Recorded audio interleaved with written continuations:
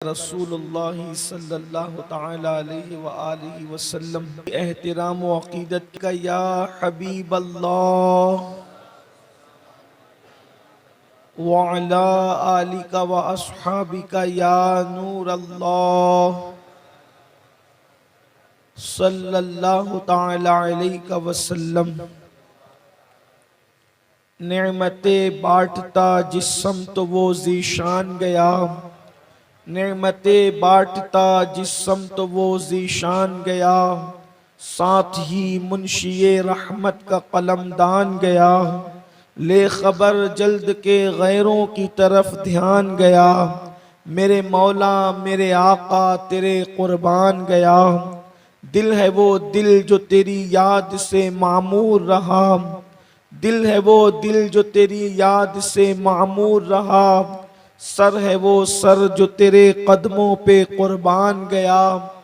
आह वो आँख के नाकाम तमन्ना ही रही, हाय वो दिल जो तेरे दर से पुर अरमान गया। और उन्हें जाना उन्हें माना न रखा गैर से काम, उन्हें जाना उन्हें माना न रखा गैर से काम। लिल्लाहिल हम्द मैं दुनिया से मुसलमान गया, लिल्लाहिल हम्द मैं दुनिया से मुसलमान गया। आज की ये महफिल तहफ़्फ़ुज़े नामूसे रिसालत और साथ ही साथ इस्लाहे अक़ायद व आमाल और उस पर तुरफ़ा उर्स हुज़ूर ताजुश शरीआ बदरुत तरीक़ा फ़ख्र अज़हर हज़रत अल्लामा मुफ्ती अख्तर रज़ा ख़ान साहब किबला अज़हरी रहमतुल्लाहि ताला अलैह तीन निस्बतें इस जलसे को हासिल है। और मेरी और आप सबकी हाज़री अल्लाह अपने हबीब सल्लल्लाहु अलैहि व आलिहि व सहबिही व बारक व सल्लमा के सदक़ो तुफ़ैल कबूल फरमाए। यकीनन इस मिंबर पर एक से एक शुमूस व अक़मार मौजूद है। बड़े बड़े आफ़ताब व महताब इल्म फ़ज़ल के यहाँ पर जलवगर हैं और आपने मुझसे पहले इनको सुना होगा या फिर मेरे बाद आप इन हज़रात को समात करने का शरफ़ हासिल करेंगे। मेरे ख़्याल से आपने मुझसे पेशतर बिरादर ज़िक़द्र हज़रत अल्लामा हाफिज़ अमीन रज़वी साहब उनकी गुफ्तगू भी समात की होगी और भी आप लोगों को सुनना बाकी है। बहुत देर आपका नहीं लेते हुए बहुत मुख्तसर कुछ मारूज़ात पेश करना चाहते हैं। मेरे आका सल्लल्लाहु अलैहि वसल्लम के दीवानों, आज पूरी दुनिया में मुस्लिम उम्मा पर जो हाल और अहवाल है वो आप सब पर बिल्कुल आया है और आप सबको बिल्कुल पता है, आप सबको मालूम है। इसलिए कि इलेक्ट्रॉनिक मीडिया हो या प्रिंट मीडिया, हम लोगों का उससे जितना ताल्लुक़ है उससे ज़्यादा ताल्लुक़ आप लोगों का है। कहाँ पर क्या हो रहा है ये आप अच्छी तरह जानते हैं। लेकिन एक बात कि आज पूरी दुनिया में किसी एक मुल्क की बात नहीं करता, किसी एक इलाके की बात नहीं करता, किसी एक खित्ते की बात नहीं करता, बल्कि पूरी दुनिया के हालात का अगर मुश्तरका तौर पर हम जायज़ा लें तो हमें पता चलता है कहीं पर मुसलमान मारा जा रहा है, कहीं पर मुसलमान पीटा जा रहा है, कहीं पर मुसलमान जेलों में ठोसा जा रहा है, कहीं पर बेजा मुकद्दमात में फंसाया जा रहा है, कहीं पर मुसलमानों के घरों को जलाया जा रहा है, कहीं पर मुसलमानों के घरों को ज़मीन से ही हटाया जा रहा है, कहीं पर हालात ये है मुसलमान रोटी के टुकड़े को परेशान है, कहीं पर मुसलमान का हाल ये है कि उसकी लाश बेगोरो कफन तड़प रही है, कहीं पर मुस्लिम उम्मा का हाल ये है कि बेटियों की लुटती हुई आबरूएं, बेटियों की लुटती हुई आबरूएं, नौजवानों के उठते हुए जनाजे इंसान को जो है वो बेदस्तपा किए हुए हैं। और हर इंसान अल्लाह अकबर बेचैन और बेकरार होते हुए और उसी आलम के अंदर ये कहते नजर आता है कि अल्लाह की मदद क्यों नहीं आती, अल्लाह की इमदाद क्यों नहीं आती। घरों पर बिल्डोजर चल रहे हैं, अल्लाह की मदद क्यों नहीं आती? मस्जिदें मिस्मार हो रही है, अल्लाह की मदद क्यों नहीं आती? बेटियों की आबरूएं लुट रही है, अल्लाह की मदद क्यों नहीं आती? क्यों अल्लाह की मदद नहीं आती? क्यों अल्लाह की इमदाद नहीं आती? अल्लाह अकबर। हर इंसान बड़ी सवालिया निगाहों को आसमान की तरफ उठा करके खुदा की मदद का मुंतजिर है। बच्चे खुदा की मदद का इंतजार कर रहे हैं, जवान खुदा की मदद का इंतजार कर रहे हैं, बूढ़े खुदा की मदद का इंतजार कर रहे हैं। बल्कि कभी कभी जब इमदाद के अंदर ताखीर हो रही है तो इंसान का अकीदा कहीं मुतजलजल, कहीं मुजब्जब होता हुआ नजर आ रहा है। कभी जवान ये सोचते हैं क्या ये इमदाद के वाकयात इब्राहीम अलैहिस्सलाम पर नारे नमरूद जो गुलजार हो गई थी, हजरत इस्माइल पर जो छुरी चलने को तैयार न थी, जनाब यूसुफ को मिस्र के कैद खाने से निकालकर जो मिस्र का बादशाह बना दिया गया था, जनाब अय्यूब को जो बीमारी से शिफा अता की गई थी, क्या माअज़ल्लाह ये किसी वाइज और किसी खतीब का गढ़ा हुआ अफसाना तो नहीं? याद रखें ये हकायक हैं, न कोई अफसाना है, न किसी खतीब की खिताबत की जुलानियां है, बल्कि हकायक हैं। और इन सबको कुरान मुकद्दस ने बयान किया है। और जिस चीज को कुरान बयान कर दे फिर मजीद उसके लिए हमें किसी सबूत की जरूरत नहीं होती। लेकिन अगर आप अपनी गुर्बत के खात्मे के लिए अल्लाह की मदद चाहते हैं, अगर हम और आप अल्लाह अकबर ये रुसवाई से बचने के लिए अल्लाह की मदद चाहते हैं, अगर अल्लाह की इमदाद चाहते हैं, तो मेरा अल्लाह कल जिस तरीके से मदद करने पर कादिर था, आज भी वो उसी तरह मदद करने पर कादिर है। और अल्लाह की मदद बिल्कुल आएगी और अल्लाह की मदद बिल्कुल आ सकती है मेरे प्यारे आका सल्लल्लाहु अलैहि वसल्लम के प्यारे दीवानों। लेकिन याद रखना, अल्लाह की मदद फासिकों फाजिर के लिए नहीं आती, अल्लाह की मदद मुनाफिकों के लिए नहीं आती, अल्लाह की मदद काफिरों के लिए नहीं आती। अल्लाह की मदद हमेशा नबी के वफादारों के लिए आया करती है। अल्लाह की मदद का नुज़ूल हमेशा वफादारों के लिए हुआ करता है। मेरे आका सल्लल्लाहु अलैहि वसल्लम के प्यारे दीवानों, आप उठते हुए जनाजों पर अगर खुदा की मदद का इंतजार कर रहे हैं तो हमें अपने दिल के अंदर टटोलना होगा, हमारे दिल में अल्लाह के रसूल की वफादारी कितनी है, हम हुजूर के वफादार कितने हैं। अल्लाह अकबर। अगर बेटी की लुटती हुई आबरूओं पर हम अल्लाह की मदद के मुंतजिर हैं, मस्जिदों के मिस्मार होने पर अल्लाह की इमदाद के मुंतजिर हैं, तो हमें टटोलना होगा हम अल्लाह के रसूल के वफादार कितने हैं।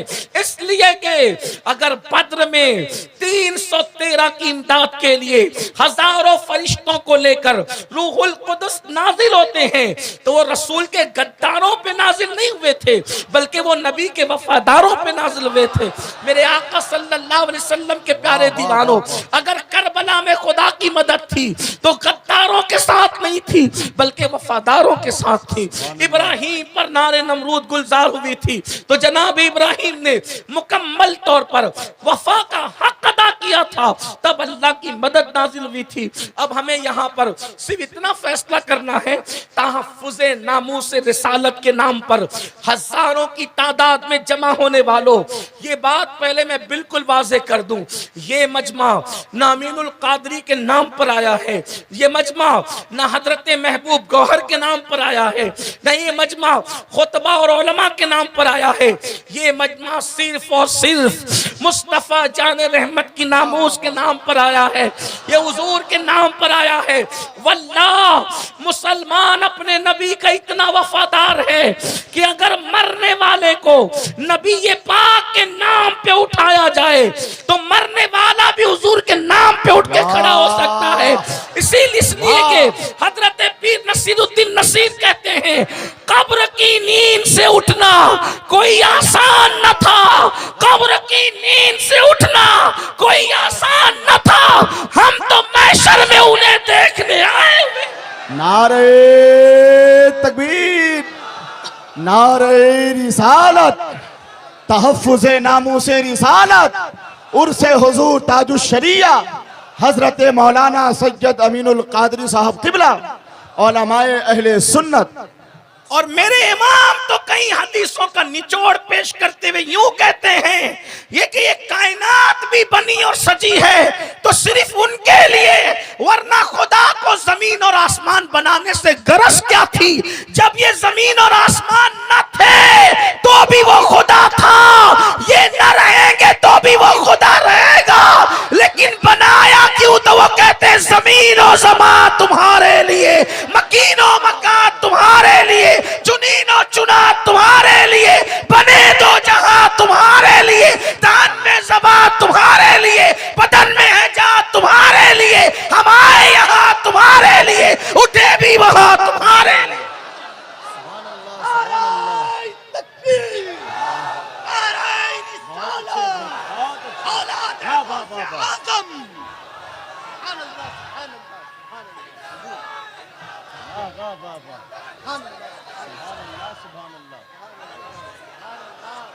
अल्लाह की मदद हमेशा नबी के वफादारों पर नाजिल होती है। अल्लाह की मदद कभी गद्दारों पर नहीं आती। अब अगर खुदा की मदद चाहते हो तो पहले अल्लाह की बारगाह में अपने आप को रसूलुल्लाह का वफादार बनाकर पेश करना पड़ेगा। जलसों में वफा की कस्में खाने से अल्लाह की मदद नहीं आएगी। कॉन्फ्रेंसों में फिदा का उम्मी व अबी का जलसा लगाने से अल्लाह की मदद नहीं आएगी।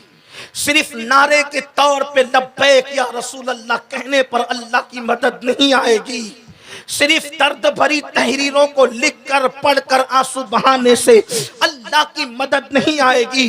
अब यहां से लेके वहां तक इस हजारों के मजमे से कहना चाहता हूं, अगर अपने आप को नबी का वफादार समझते हो और हुजूर की नामूस को तहफ्फुज देने के लिए आए हो, नामूस रिसालत को तहफ्फुज फराहम करने के लिए आए हो, मतलब ये है आप ये कहना चाहते हैं कि या रसूल अल्लाह हम आपकी इज्जत की हिफाजत करेंगे, इसीलिए आप आए हैं। लेकिन अब मैं यहाँ पर आपसे सवाल करना चाहता हूँ, वो कौम अपने नबी की इज्जत की हिफाजत कैसे कर सकती है जिस नबी के वालिदैन के नाम इन लोगों को पता न हो? जिस कौम को अपने नबी के माँ बाप का नाम पता न हो, वो कौम अपने नबी की इज्जत की हिफाजत कैसे करेगी? जिस कौम को अपने नबी की बीवियों के नाम पता न हो, वो कौम अपने नबी की इज्जत की हिफाजत कैसे करेगी? जिस कौम को अपने नबी की विलादत और विसाल की जो है वो तारीख के मुतालिक मुकम्मल तौर पर मालूम न हो, वो कौम अपने नबी की इज्जत की हिफाजत कैसे करेगी? मेरे आका सल्लल्लाहु अलैहि वसल्लम के प्यारे दीवानों, आज पूरी दुनिया जो रसूलुल्लाह पर भौंक रही है, उसकी सबसे बड़ी वजह यह है कि दुनिया जानती है मुसलमानों का ताल्लुक उनके रसूल से सिर्फ टिमटिमाते हुए चिराग की तरह रह गया। इनका रसूलुल्लाह से ताल्लुक क्या रह गया है? जो कौम अपने नबी के नाम पर फज्र की नमाज में 10 मिनट की नींद कुर्बान नहीं कर सकती, वो कौम अपने नबी के नाम पर जान क्या कुर्बान करेगी? अल्लाह अकबर। दुनिया समझ चुकी है सारे मामले को, दुनिया समझ चुकी है सारी बात को, इसलिए वो लोग बहुत बेबाकी के साथ भौंक रहे हैं। वरना पूछना चाहता हूं, दुनिया तो आज भी वही है, बल्कि आज तो मुसलमान पूरी दुनिया में 225 करोड़ है। आखिर उमर इब्ने खत्ताब के दौर में तो मुसलमान मुट्ठी भर थे, उस दौर में कोई रसूलुल्लाह की तौहीन का क्यों सोच नहीं सकता था? आखिर सलाहुद्दीन अय्यूबी के दौर में क्यों मुसलमानों के दरमियान कोई रसूलुल्लाह की तौहीन का सोच नहीं सकता था? आज क्यों तौहीन के जो सस्ती शोहरत चाहता है वो रसूलुल्लाह पे भौंकने लगता है, वो हुजूर की तौहीन और बेअदबी करने लगता है? इसलिए कि पता है इस कौम को रसूलुल्लाह के बारे में कुछ नहीं पता। क्या मैं इतने बड़े मजमे से सवाल करने का हक नहीं रखता कि तुम नबी की इज्जत को तहफ्फुज दोगे? मुहम्मदुर रसूलुल्लाह का मतलब ही बता दो क्या है। जिस कौम को मुहम्मदुर रसूलुल्लाह का मतलब ना पता हो, वो कौम अपने नबी की इज्जत को क्या तहफ्फुज फराहम करेगी?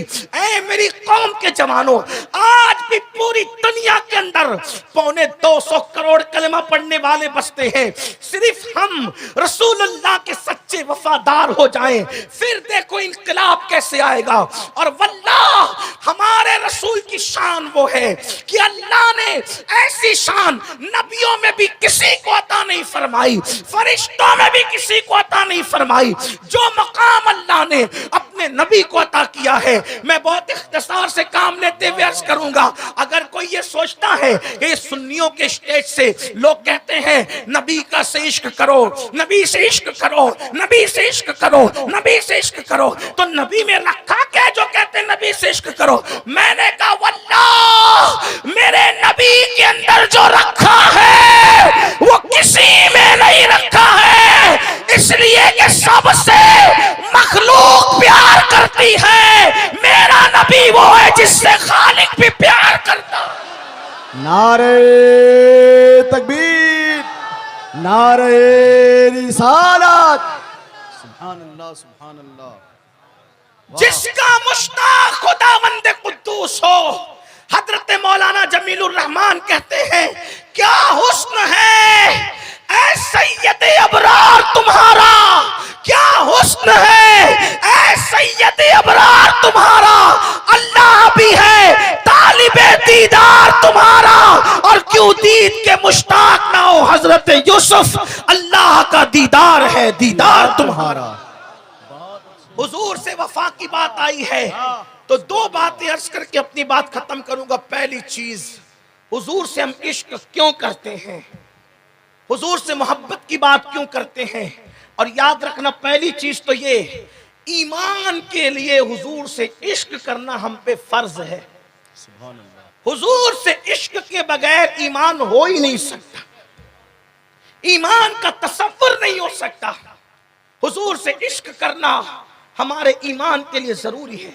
बल्कि मेरे आका ने तो यहां तक फरमाया ला युमिनु अहदुकुम हत्ता अकूना युकाल इन्नहु मजनून, जब तक तेरे इश्क रसूल को देखकर लोग तुझे पागल न कहने लगे उस वक्त तक तेरा ईमान मुकम्मल नहीं हो सकता। मैं यहां पर दो बातें करने चला हूं। नंबर एक, हुजूर से इश्क क्यों करते हैं, नौजवानों की खास तवज्जो, क्यों मोहब्बत करते हैं, क्यों प्यार करते हैं। नंबर एक, हुजूर हैं ही ऐसे, हुजूर हैं ही ऐसे कि जो देखे इश्क करने पर मजबूर हो जाए, जो देखे प्यार करने पे मजबूर हो जाए। मैं यहां अपने नौजवान उलमा से कहूंगा, ये मेरे मखदूम लोगों से कहूंगा, आज दुनिया अगर रसूलुल्लाह पर भौंक रही है तो उसमें कसूरवार कहीं ना कहीं हम भी है। वजह यह है कि हमने रसूलुल्लाह की सीरत को सही तौर पर लोगों के सामने पेश नहीं किया। अगर हमने हुजूर की सीरत लोगों के सामने पेश की होती तो शायद ये दिन हमें देखना नहीं पड़ते। कम से कम पढ़े लिखे लोग तो ऐसी बात ना करते। बहुत माजरत के साथ अगर मेरे जुमले आपको गलत लगे तो मुझे माफ कर देना, माफी का खास्तगार हूं। हमने अपने पीरों का तारुफ कराने के लिए तो दर्जनों हजारों जलसे कर दिए और जो करामतें नहीं थी वो भी गढ़ गढ़ के पेश की। हमने बाप दादा और अपने खानदानों की तारीफ के लिए एड़ी से चोटी तक का जोर लगा दिया। लेकिन अपने आप में डूब करके सोचो, जितने जलसे, जितनी महफिलें, जितनी एड़ी से चोटी तक का जोर हमने अपने पीरों, अपने बाप दादाओं और दिगर गैबन शाह गली के अलग अलग मोहल्ले के पीर फकीरों के लिए हमने जो कोशिशें काविशें की है, क्या इतनी काविशें हमने रसूलुल्लाह की सीरत को पेश करने के लिए भी की है? अगर की है तो आपकी अजमतों को सलाम है, और अगर नहीं किया है तो बताओ कसूरवार कौन है? वल्लाह अपने नबी हैं ऐसे, अगर काफिर भी उनको देख ले तो उनकी तारीफ करने पर मजबूर हो जाए। बस इख्तिसार के साथ में पेश करना चाहता हूं, मेरे जुमले तर्क लगे। मैं पहली मर्तबा भागलपुर जिला में आया हूं, मुझे नहीं पता यहाँ के लोगों का मिजाज क्या है, लेकिन मेरे दिल पर जो गुजरती है मैं कह देता हूं। वल्लाह जब मैं गुफ्तगू करता हूं तो मेरे जहन में टारगेट के तौर पर कोई शख्सियत नहीं होती, इसलिए कि शख्सियतों को टारगेट करके तकरीर करने को मैं गीबत समझता हूं और गीबत को मैं हराम समझता हूं। लेकिन बताओ, अगर हमारे बच्चों को रसूलुल्लाह के माँ बाप का नाम नहीं पता है तो मिलाद के जलसे हमने कितने किए, लेकिन उसमें फिर हमने किया क्या है? रसूलुल्लाह के मौजज़ात अगर नहीं पता तो मिलाद के जलसे में मौजज़ात नहीं बयान होंगे तो फिर किस में बयान होंगे? अगर हुजूर की 11 बीवियों के नाम हमारे जवानों को नहीं पता तो जिम्मेदार कौन है? हमने क्यों नहीं बयान की उन अज़वाज पाक के के नाम। अगर ऐसा नहीं किया तो अल्लाह की अदालत में कल खुतबा को भी खड़े होना है, उलमा को भी खड़े होना है, इन अवाम को भी खड़े होना है। हुजूर के नाम पे जितना हमने खाया है उतना कोई नहीं खाता, इसलिए कि हमारा तो अकीदा ही यही है। मेरे दादा मुर्शिद कहते हैं, खाते हैं तेरे दर का, पीते हैं तेरे दर का, पानी है तेरा पानी, दाना है तेरा दाना। सुभान अल्लाह, सुभान अल्लाह। कोई किसी के दर का खाता है, कोई किसी के दर का। हम तो खाते ही मुस्तफा जाने रहमत को। हमारी नस्लें पल रही है उनके टुकड़ों पर। हम ये फख्र से कहते हैं कि हम पल रहे हैं उनके टुकड़ों पर, और यहाँ भी पल रहे हैं, वहां भी पलते रहेंगे। मेरे इमाम कहते हैं, आसमां खान, जमी खान, जमाना मेहमान, साहिबे खाना लकब किसका है, तेरा तेरा। तेरे टुकड़ों से पले गैर की ठोकर पे न डाल, चिड़चियां खाए कहां छोड़ के सदका तेरा। हुजूर हैं ही ऐसे। चले बात कर लेते हैं जो देखे इश्क करने पे मजबूर हो जाए।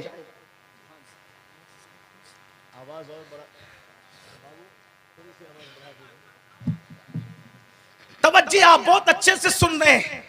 तवज्जो, जो देखे इश्क करने पे, मोमिन काफिर की बात नहीं करता, मुसलमान और गैर मुस्लिम की बात नहीं करता।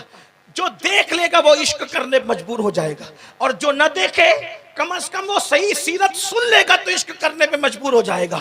एक मर्तबा का वाकया है कि सैयदा खदीजतुल कुबरा, ये रसूलुल्लाह की पहली ज़ौजा है जो 2 मर्तबा बेवा हो चुकी हैं। अब आप गौर से सुनते जाना, अपनी बहनों की भी तवज्जो। मेरी माओ और बहनों, अपने बच्चों को सोते वक्त कुत्ते बिल्ली तोता मैना की कहानी न सुनाओ, पिंकी टिंकी बबलू टबलू की कहानी न सुनाओ, मोटू पतलू की सीरियल मत दिखाओ, बल्कि अपने बच्चों को सोते वक्त रसूलुल्लाह के मोजज़ात बताओ। अपने बच्चों को जो है वो कहानी किस्से के तौर पर हुजूर अलैहिस्सलाम की सीरत के वाक़यात बताओ, हुजूर की सखावत, हुजूर की शुजाअत, हुजूर का हुस्न, हुजूर का इल्म, हुजूर का इख्तियार, हुजूर का हाजिर और नाजिर होना। माए अपने बच्चों को पिला दे ताकि दुनिया की कोई ताकत मेरे नबी का इश्क हमारे बच्चों के सीने से छीन न सके। अल्लाह अकबर। अगर काफिर भी हुजूर की सीरत सही पर तौर पे मालूम कर ले, पढ़ ले, सुन ले, तो वो भी इश्क करने पे मजबूर हो जाएगा। कहते हैं कि सैयदा खदीजतुल कुबरा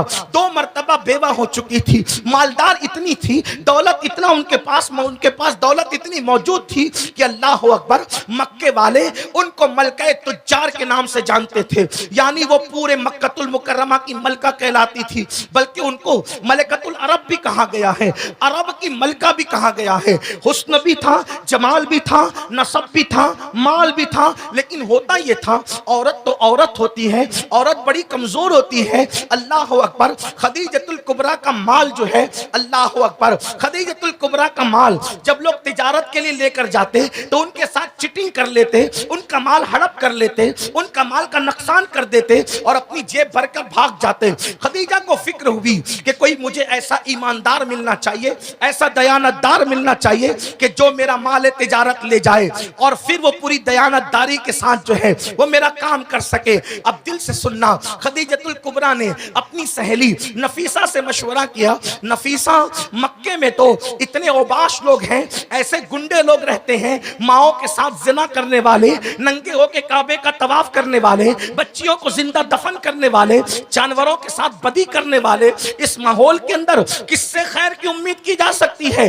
नफीसा ने निशानदही की, अबू तालिब का भतीजा है, अल्लाह अकबर, अब्दुल्ला का बेटा है, अल्लाह अकबर, उसका नाम मोहम्मद है। क्या तुमने उसको देखा है? लोग उसके तकवे की कसम खाते हैं, लोग उसकी परहेजगारी की कसम खाते हैं। खदीजा, अगर अपना माल तुम उसके हवाले कर दो, यकीन से कहती हूँ कि वो अमानतदार भी है, वो दयानतदार भी है, वो सच्चा भी है, वो सादिक व अमीन भी है। लोग उससे बहुत प्यार करते हैं। अहले मक्का उसके तकद्दुस पे कुर्बान जाते हैं। खदीजा ने अब तक मेरे आका को देखा नहीं था, जनाब अबू तालिब से गुजारिश की आप अपने भतीजे को भेजें और किसी तरीके से मेरे माल की हिफाजत करवा दें। अल्लाह अकबर। मेरे आका मुस्तफ़ा जान रहमत सल्लल्लाहु अलैहि वसल्लम पहली मर्तबा जब माले तिजारत को लेने के लिए खदीजा के घर पर आते हैं गुफ्तगू करने के लिए।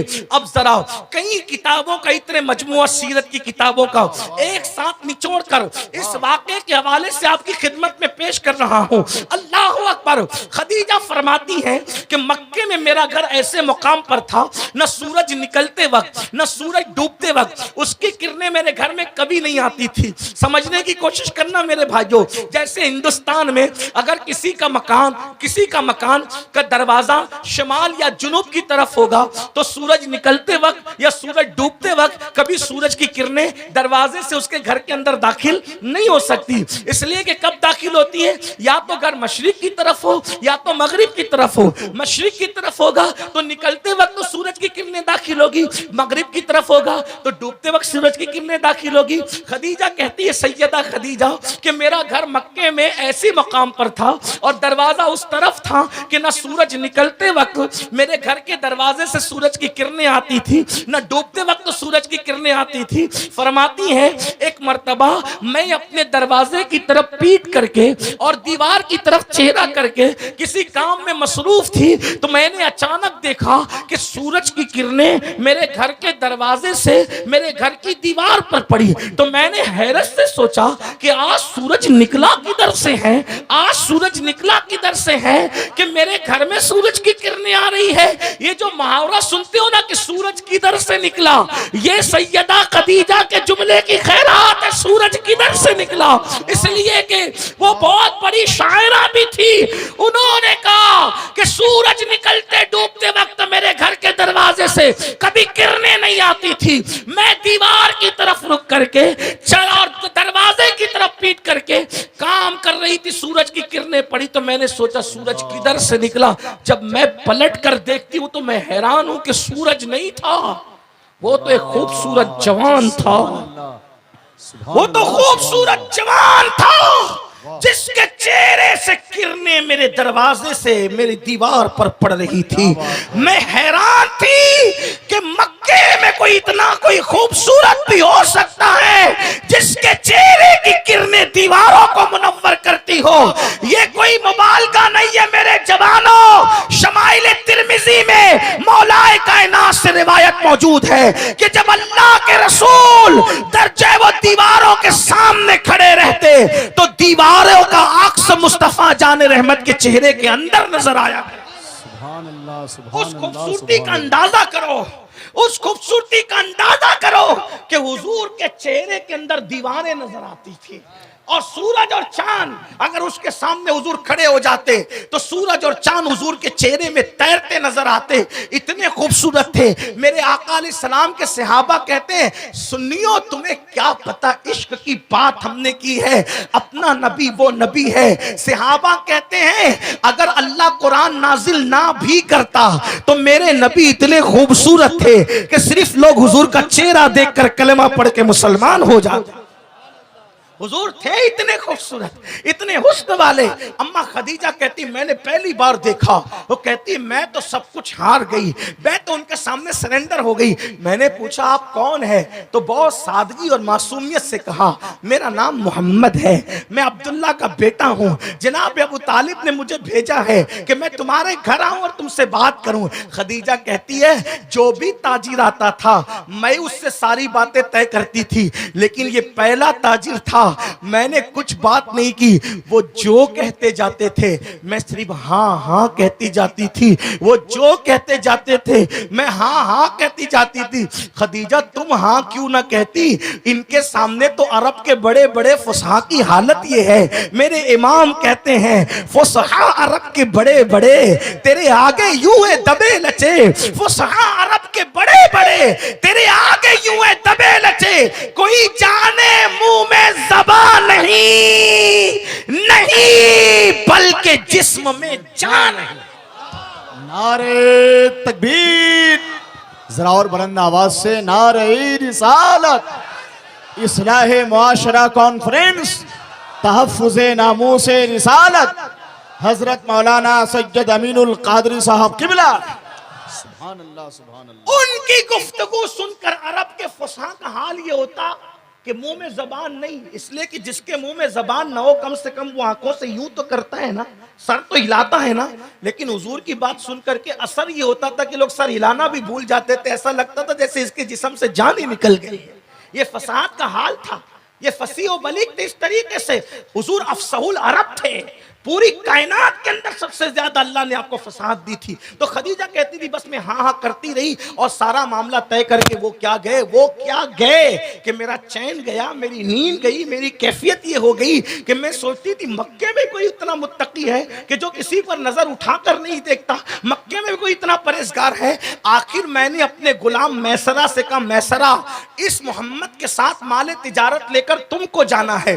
अब ध्यान से सुनते जाना, मैसरा से कहा तुमको जाना है, लेकिन मैसरा जब भी हम माल लेकर के भेजते थे तो हम यही कहते थे माल का ध्यान रखना, पैसों का ध्यान रखना, माल का ध्यान रखना, पैसों का ध्यान रखना। लेकिन मैसरा आज जब तुम मोहम्मद के साथ जा रहे हो, मुझे माल की कोई परवाह नहीं, बस तुमने मोहम्मद का ध्यान रखना और तुमने करना एक काम ये है, मैं अपने लहजे में बात कर रहा हूं, तुमने करना एक काम ये है, मोहम्मद के ऐब गिनते रहना है, मोहम्मद के ऐब नोट करते रहना है। मोहम्मद में ऐब कितने हैं? रूह फिदा सल्लल्लाहु अलैहि वसल्लम। पहली बात तो ये अर्ज करूं, जब भी आका का नाम लिया जाए अलकाब और आदाब के साथ लिया जाए, लेकिन जनाबे खदीजा के जज्बात बयान करने के लिए मुझे उनके मिन नौन जुमलों को कहीं कहीं नकल करना पड़ेगा ताकि अंदाजा हो कि खदीजा चाहती क्या थी। कहती है खदीजा मोहम्मद के ऐब तुमने गिनना है, मैं सरा तुमको उनका ख्याल करना है। अब अल्लाहु अकबर, काफिला रवाना होता है, मलके तुज्जार का काफिला रवाना होता है,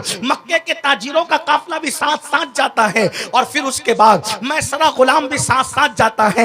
अल मुख्तसर ये जब वो काफिला वापस आता है तो खदीजा अपनी सहेली नफीसा को लेकर अपनी टेरिस पर बैठ जाती है और टेरिस पर बैठ करके आने वाले काफिले के मंजर को देखती है। तो खदीजा ने पहला नजारा क्या देखा? वो काफिला जो दूर से आ रहा था, गर्द गुबार की वजह से सारा काफिला छुपा था, सिर्फ ये लगता था कि कुछ आ रहा है। ऊंटों के, खच्चरों के, घोड़ों के पैर की धूल ने पूरे काफिले को छुपा रखा था। उस पर अरब की चिलचिलाती हुई धूप थी, लेकिन उस गर्दो गुबार में सबके चेहरे छुपे थे। अगर दूर से किसी का चेहरा धूल में भी चमक रहा था तो वो आमिना के लाल का चेहरा था जो धूल में भी चमकता हुआ नजर आया। वाह वाह वाह वाह वाह, बहुत अच्छे, वाह वाह वाह वाह वाह वाह, क्या काशी है। सुभान अल्लाह सुभान अल्लाह सुभान अल्लाह। धूल में भी हुजूर का चेहरा चमक रहा था और बताया जा रहा था जब आसमान के चांद और सूरज को धूल मुतासिर नहीं कर सकती तो आफताब नबुव्वत और महताब रिसालत को धूप कैसे मुतासिर कर सकती है। खदीजा देखकर हैरान थी, किसी को देखकर हैरान थी। ऐसे में मैसरा दौड़ा दौड़ा आता है, अल्लाह अकबर, टेरिस पर चढ़ जाता है, मालका के कदमों में बैठता है और मालका के कदमों में बैठ के कहता है मालका देख देख कितना मुनाफा आया, देख कितना मुनाफा आया। हजरत मलके तुज्जार जनाबे खदीजा ने कहा मैसरा चुप रहे, मेरे सामने माल की बात न कर और सच्ची सच्ची जवाब दे जो पूछती हूँ। बता मोहम्मद में तूने ऐब कितने देखे, आज तुझे वो ऐब बयान करना है। मैसरा ने कलमा नहीं पढ़ा, अभी तो नबुव्वत का ऐलान भी नहीं हुआ, मैसरा ने कलमा नहीं पढ़ा, मैसरा मुसलमान नहीं, खदीजा का गुलाम है। और एक आकाज़ादी अपने गुलाम से पूछ रही है सच सच बता कि तूने मोहम्मद में ऐब क्या देखा। अब वो जो बयान करता है उसको सुनते जाएं, अपने नबी की शान सुने। मैसरा से कहा खदीजा ने मोहम्मद के ऐब क्या है? तो मैसरा ने कहा उसके बदन पर मक्खी नहीं बैठती। कहा कि मैंने पूछा ऐब, कहा उसके जमीन पर उसका साया जमीन पे नहीं पड़ता। कहा मैंने उसका ऐब पूछा, कहा वो कभी किसी को गाली नहीं देता। कहा मैंने उसका ऐब पूछा, कहा सबके पसीने में बदबू आती है, उसके पसीने में मैंने कभी बदबू नहीं देखी। खदीजा ने कहा मैसरा मैं पूछ रही हूँ तो कहा कभी वो झूठी कसम नहीं खाता। कहा उसका ऐब पता, खुद भूखा रहकर दूसरों को खिलाता, कहा उसका है पता, कहा कि वो दूसरों का बोझ उठाता, कहा उसका है पता, कहा धूप में बादल उसके सर पे साया करता है, कहा उसका है पता, मैंने उससे बढ़कर सखी किसी को नहीं देखा, कहा उसका है पता, उससे बढ़ के सच्चा नहीं देखा, कहा है पता है मैसरा है भाई। तो कहा कि मैंने देखा कि जब धूप में सब लोग एक दरख्त के नीचे जमा हो जाते और वो आखिरी में आता, उसको बैठने के लिए साया नहीं मिलता, तो दरख्त की टहनियां बढ़ करके उसके सर पे साया करने लगती है। खदीजा ने कहा मैसरा ऐ बता, कहा उसको बकरियां सजदा करती है। खदीजा ने कहा ऐ बता, तो कहा दरख्त तो उस पे सलाम पढ़ते हैं। कहा ऐ बता, बंजर जमीन पे कदम रखता है तो वो जमीन हरी हो जाती है। कहा ऐ बता, सूखे कुएं में थूक देता है तो वो पानी से भर जाता है। कहा ऐ बता, खारी कुएं में थूक देता है तो वो मीठे हो जाते हैं।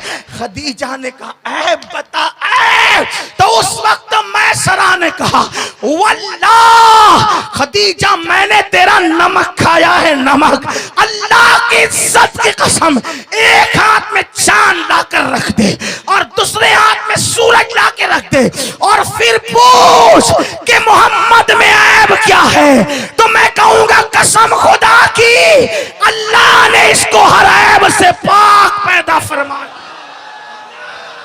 नारे तकबीर, नारे रिसालत।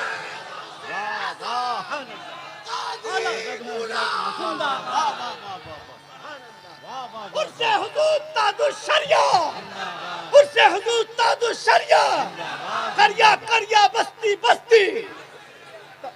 ये कोई मोमिन नहीं बोल रहा है, ये जिसने कलमा नहीं पढ़ा वो बोल रहा है कि ये बेऐब है। वजह बताऊं, मैसरा काफिर था, तवज्जो करना, मैसरा काफिर था मगर हरामी नहीं था, हलाली था, हलाली। तो जिसका खून हलाली होता है वो काफिर होकर भी कभी नबी की गुस्ताखी नहीं करता। जो नबी की तौहीन करते हैं वो बताते हैं कि नबी बुरे नहीं है, उनकी मां में शराफत कितनी है वो ये बताते। जब माएं नेक होती है, हलाल खून जिस्म में होता है। आप टीवी पर बैठकर भौंकने वालों को तकलीफ आपको क्यों हो रही है, वो अपना नसब बता रहे कि है किसकी औलाद, इसलिए कि अगर हलाली होते तो मैसरा की तरह कहते कि काफिर होकर भी कह रहा था कि इनमें कोई ऐब नहीं है।